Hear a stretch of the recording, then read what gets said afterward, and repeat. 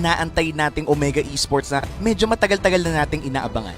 And this draft is brought to you by Smart. So let's head on to the draft. And most banned against, pinakita sa atin dito ng ating mga idol. And Eve, Diggy, Johed, and the other two. While we look at for the side of Execration dito, Eve, Uranus, and Johed, ang kanilang ibabaan. While for the side of Omega, it's going to be the Benedetta, Ling, and the Lunox. Damage output ang tinitignan ng Omega. And looking at Omega's bans, napaka-standard ng bans na binibigay nila dito. The Benedetta is one of the heroes that are highly contested right now at madalas na pipick. Bukod pa doon, ang Ling at Lunox din. So I'm quite sure Omega, may susubukan silang kakaiba siguro. Yung tipo na hindi natin ine-expect, kaya standard ang bans na nilabas nila dito. Meanwhile for Execration, getting that priority pick on the Selena means they will have extra vision, extra pick-off power. Pero open pa ang Popolin Kupa, but I'm quite sure or medyo malaki na yung chance na hindi naman nakukunin ng Omega yon dahil meron na silang Matilda. Matilda and Glue, and that is going to be the Faramis. Wow. And the Paquito. Do you think na may chance na kumuha dito yung Execration ng Bane? Well, at this point on, feeling ko meron pa naman dahil wala pa silang isang offlaner natin. They already have the Paquito. They could potentially get the Bane. And Faramis, this is one of the few times or perhaps the first time that we're seeing this on playoffs. May ginagawa ngayon sila sa ranked games na Faramis-Bane combination na talaga nagpupush lang si Bane ng mga turrets. And because of the passive, let's say it's a bit busted. Na talagang merong mga gumagamit sa kanya and napakalakas talaga niya ngayon at this stage of the tournament. And let's see if Execration will try to go for that ranked game strategy. On the side of Omega, pretty standard, Harith. Yep, and this is super standard so far, pero ang dami na nilang shields. So I'm expecting maybe somewhat Banda Esmeralda as well. Medyo hindi masaya kung may Esmeralda sa side ng Execration if Omega ka. Pero nabanggit mo na rin yung Bane strategy with the Faramis. I'd love to see that in this matchup, pero napaka-risky nun, Butters. Imagine mo yung tinatry nila sa rank game, ilalabas nila sa possible last match nila dito if ever matalo sila sa Omega. Then again, remember, this is a best of 5. Meron kang laging window para matalo ng isang game and it won't really hurt you unless magtuloy-tuloy yon na makakuha sila talaga ng wins or they can get momentum out of that. Execration, nagtanggal ng Farsa while yung Omega, Hayabusa naman ang dinali. And Hayabusa banned out of this game. Medyo iniisip ko na ngayon, Omega, they have the late game scaling definitely. May Harit na sila, pero may aggression din sila by early game with that Matilda and Glue. Meanwhile for Execration, pick of potential talaga ang nabibigay ng Selena. And if we look back for the past few weeks or maybe the last week of regular season, Etomax has been very good. Kumbaga, A+ ang score o baka S-tier pang pick ang Selena para kay Etomax. At unti-unting umaangat si Diggy dito para sa side ng Omega. Hindi natin pag-usapan yan. Execration, kahit ang kanilang tinanggal, well, ayaw mo din ibigay sa mga specialist katulad ni Curtizy. Curtizy, isa tong player na nung Season 6, nasa side lane siya Pero ngayon, tingin ko for the side of Omega, nag-excel siya dun sa may mid support role. And looking at Omega, I do think that they've found a new identity in Season 7. But this is an identity that we haven't felt completely yet. I feel like Omega is yet to impose who they are right now in Season 7. And I feel like this is the match to do it. Execration, kung identity ang pag-uusapan, ito talaga Ito ang identity ng Execration. When you hear Execration, maiisip mo agad mga setup, mga flashy plays, mga minamama ang kalaban, kumbaga. And it is going to be a Bane, ladies and gentlemen. We are going to see Faramis Bane being executed dito sa ating playoffs. Execration, kumuha pa ng gusyon. Wow! OMG! Ano ang sagot nila dito? Well, this is very new for everyone here in the playoffs of MPL Philippines Season 7. Execration pulling off the Gushion plus the Bane. Usually, hindi natin to nakikita ng magkasama. Pero Execration, nilabas na nila. Ito na ba ang bagong kamandag ng Execration na magpapadala sa kanila sa susunod na phase? Again, this is just Game 1 at best of 5 series to. Kaya Omega, feeling ko, kakapain nila ng konti ang ginagawa ng Execration dito. Indeed, indeed. Omega, down to their last pick. And they Coach, will why not? go for a Chang-O. a lot of shields on their side. Meron silang shield kay Chang, may shield din kay Harit, may shield din kay Matilda. I feel like the sustain in the range coming in from Omega, isabay mo pa ang Death Sonata at ang Meteor Shower ng Chang'e. Napakaganda ng kanilang range damage, pero pag naabot sila ng isang Pakito o ng isang Bane, medyo mahirap nang mabuhay sa ganong sitwasyon. Ang sinasabi ni Omi dito, it's all about the gap closers para sa side ng Execration, and they have that capability. Plus, meron pa silang Selena. Pero naman, sa Omega, ang gusto nila gawin dito ay play the slow game, wag masyado magmadali, mag-scale kayo hanggang doon sa pinakamakakaya nyo, and manalo sa paraan na tradisyonal. Yeah, and this is very, let's just say, very Omega. Ito ang nakikita natin sa regular season pa lang. They're one of the more systematic teams. Ito yung mga teams na makikita natin na may plano, sinusunod ang plano, at doon sila nananalo. And let us see what will happen here. KLVJ, kumuha siya ng Gusion Jungle. We don't see people, or we don't see teams na ginagamit to as much, pero ngayon ay ilalabas siya ng Execration.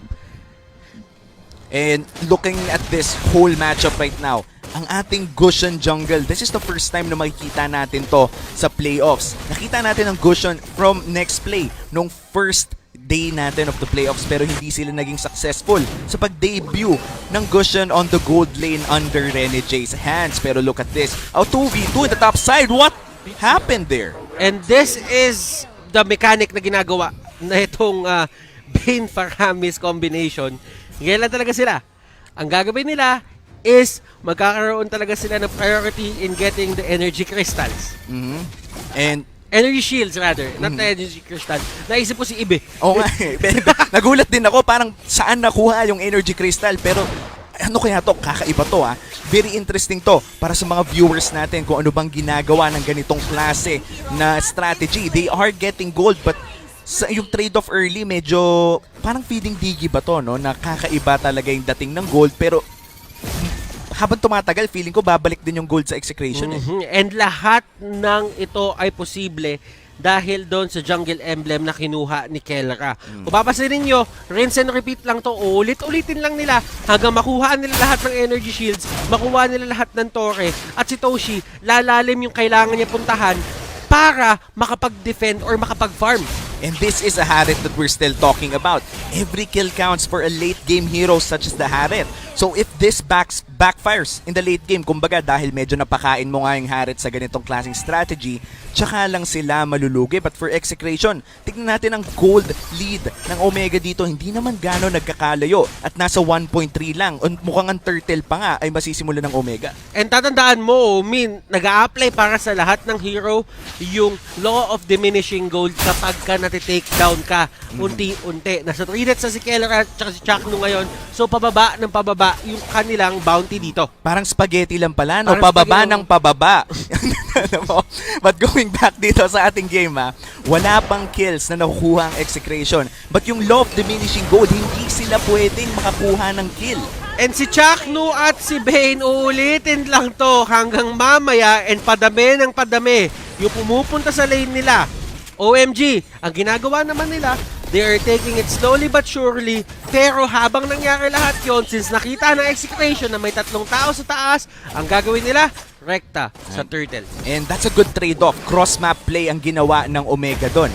Knowing, or Execration rather, knowing that Omega invested around 3 or 4 people doon sa top side, immediately, they took down the turtle and they equalized a bit of the gold trade na nangyari doon. But looking at gold right now, medyo napupunta na nga tayo sa law of diminishing gold. Butters, 1.3, na-stuck na sa 1.3 to 1.6. Kahit namamatay pa ulit-ulit ang dalawa. So dito nagiging interesting to kasi nakuha na ni Faramis yung kanyang ultimate. Pwede nilang ulit-ulitin to as long as merong ultimate si Chakno, at pwede nila kunin lahat ng torre hanggang sa makarekta sila doon sa may pinaka-base turret. Nako, pag nangyari na yon, mape-pressure ang Omega sa pagpunta ng paulit-ulit doon sa lane na pinupush lang ng walang kamatayan. Pero ito, dito si Renjo dinadala-dala. At KLVJ, nahuli si Haji. Kenji, ang next target niya. Renjo, buhay pa rin, hindi tatamaan ng second skill. Nag-flicker rin si Kenji at mukhang siya ang tutumba dito. Renjo, Midapakito survives. Wow, wow. 2 kills finally napunta sa side ng Execration. Pero tignan mo to, wala talagang tigil sa pag-push ang Execration dito sa ating gold lane. So ang ginagawa na lang ng side ng ng Omega is kina-cut off na lang nila yung minion wave para hindi tumaas yung damage output ng Bane at Faramis doon sa may mismong tore. And it's na nakikita natin ngayon, talagang palalim na ng palalim ang pinupush ng Execration dito. Kadalasan nakikita natin ang mga creative na strategy nang gagaling sa Omega, pero Execration, dumating sila dito ng napaka-prepared at malefic roar na nga dito si Keldra. At Ibig sabihin yan, mas masakit pa sa tore. At bakit nga ba si Lina yung isang kinuha nila? Kasi pwede kang mag-teleport doon sa Abyssal Trap. Ang gagawin nila, mag-setup sila na malapit dun sa tore at kapag na-setup na nila, doon sila gagamit ng arrival. At gamit ng arrival na yon, paulit-ulit lang nilang ipupush ang gold lane. Ngayon, nandun na sila sa inhibitor turret. 5 minutes. This is by far the earliest. Kumbaga, yung pinakamaagang inhibitor turret if ever nakaabot agad sila doon. So okay, nakawento na natin lahat. Tama na yung tono na para tayo nagkikwento sa mga baby. Ngayon, Omi, lalaban na tayo ulit. Balagbaga na! Tayo, balagbaga na. Gusyo, nakuha yung turtle hit with a circling eagle. Grabe yung nilipad! Ha, GZ! Will take down KLBJ. At eto na ang laban. Chaknu at Kelra napalaban na rin. At ito, yung downside nito. Omi. Ayan nga yung downside nito dahil bumababa ang kapasidad ng Execration lumaban sa isang 5v5 team fight. Bukod pa doon ang Execration, kung nandito sila sa ganitong sitwasyon, hindi pwedeng makakuha ng kill si Kelra o si Chakno dahil magre-reset ang kanilang gold value. Now, ano ang next step para sa side ng Execration o Omi? Kasi yung Omega, wala na silang torre dito sa may taas eh. Ngayon, for Execration, feeling ko ang kanilang next step ay ituloy na din lang kung ano yung strategy nila. Again, go back to that gold lane, nag-a-arrival na. Paulit-ulit lang, gawin na lang na mission successful dito dahil sinimulan na nila ang ganitong strategy para kunin ng maaga ang inhibitor turret. And yung ultimate nandun pa rin talaga, Omi. Walang Hindi katapusan. nila mapigilan, walang katapusan. Dumadami lang yung procs ng pag-revive dahil sa damage output na ginagawa ni Omega at unti-unting nababasag yung base ng side ng Omega.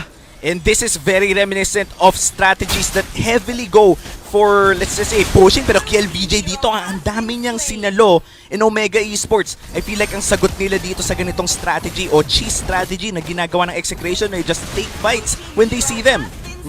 Haji Z, nakuha nila yung unang tore nila. Para dito sa game, this is a great move para sa side ng Omega. Para kahit papano ay makakuha naman sila ng onting breathing room. Pero sabi ng Execration, walang breathing room. Anong breathing room?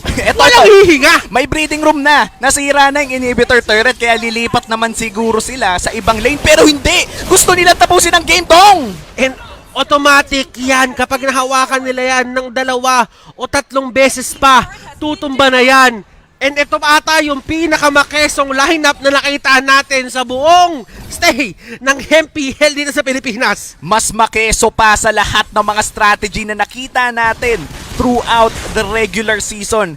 7 minutes, Butters. May rason na kung bakit kailangan manatili ng base ng Omega. At pinag-uusapan lang namin to sa backstage. Pinag-uusapan lang namin kung lalabas ba to and lumabas na nga. Si Heath nandito sa area.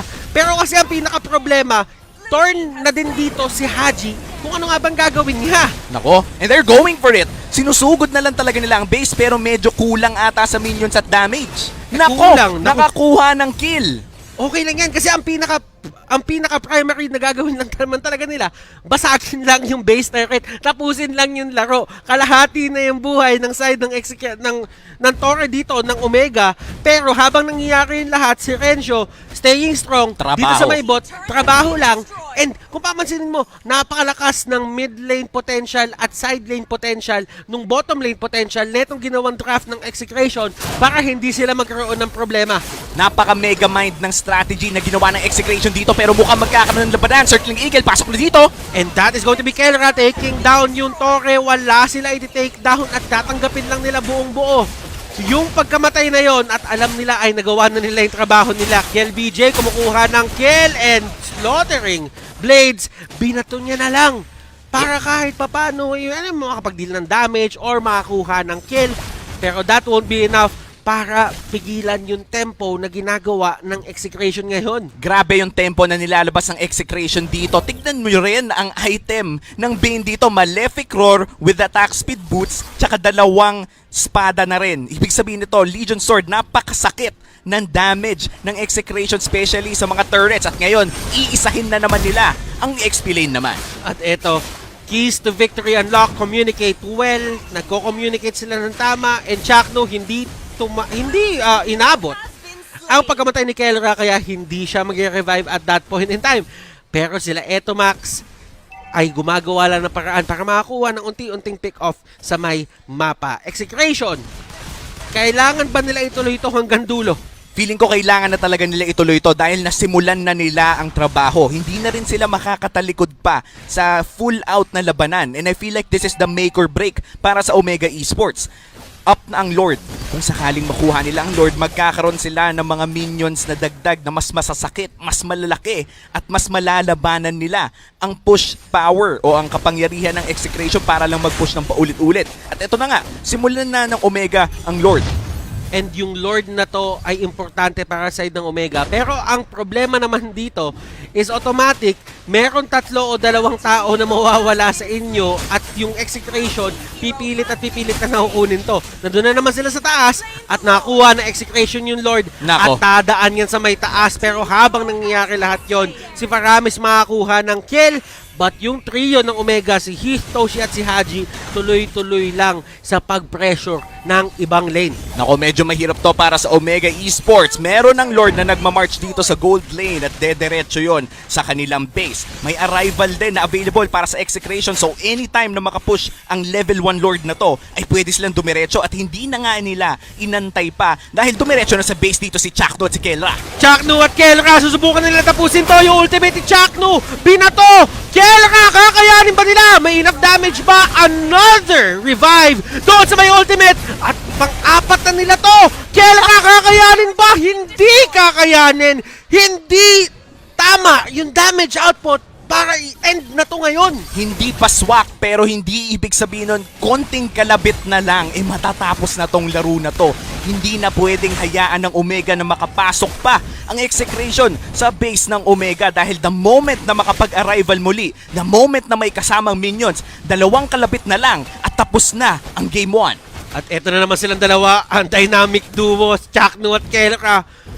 Oh my goodness, sila lang yung talagang nagbibigay ng buhay nila dito para ipapanalo ang side ng Execration. And Execration, napapanindigan nila tong strategy na to na ginagawa nila na well. And look at this, yung mga items nila, may Blade of Despair, may Malefic Roar, meron siyang may blades dito para for the extra, alam mo yon, for the extra damage output. Tapos, ang ginawa naman dito ni Paramis, ni Chakno, kumuha siya ng Enchanted Talisman para kahit paano bumilis-bilis yung cooldown ng spells niya. Eto, Max. Oh no, Renzo, medyo delikado siya dito. Hindi niya kaya ang 2v1 pero susugod na siya sa base first. Ito na ata yun. At eto ang pagtakbo. Tignan natin kung kakayanin. Na-stun nila at lahat. Kelras nila live. At isa na lang. Kakayanin ko! Chakno! Hindi pa rin kaya. Oh my God! Ah! Grabe! Anong nangyayari sa MPL? Hindi ko alam kung ano nangyayari sa MPL pero nagsisigawan na lahat ng mga tao dito. 5 segundo para dito kay Kelra. May oras para tapusin ng Omega to pero kung hindi nila matapos, 1 kalabit na lang talaga. At nag-arrival, nag-delay, pero kakayanin na, nagmamarcha na yung Omega dito and here is the fight for their lives. And game number 1, kanina mapupunta? Wala pa! Hindi pa din talaga kaya! At Chakno, meron siyang ultimate na ibabato at yun yung magiging hudyat at senyales sa Omega na mag-back na lang. Ito na ata ang pinaka-exciting na laro ngayon sa match na to at hindi pa nga tayo nakakaabot sa Game 2, 3, 4 at a possible Game 5 Execration, bringing out a strategy na hindi pa nakikita dito sa playoffs. Kinakatakutan na siguro to ng Omega dahil palapit na ng palapit ang arrival timers. LBJ pumasok sa may pinakalikod para huliin si Hajizi. Paana hindi tatama, Toshi and the others. Chakno! Nagkakaiba si Chakno dito pero masyado ata maaga kasi wala namang minion yung side ng Omega. And look at this. Napabak na naman nila pero si Kelra! Nandun sa may taas! Nandun sa may taas! Si Kelra! Oh my God! Tinapos ng Execration Game 1 goes to the boys in blue. And this winning moment is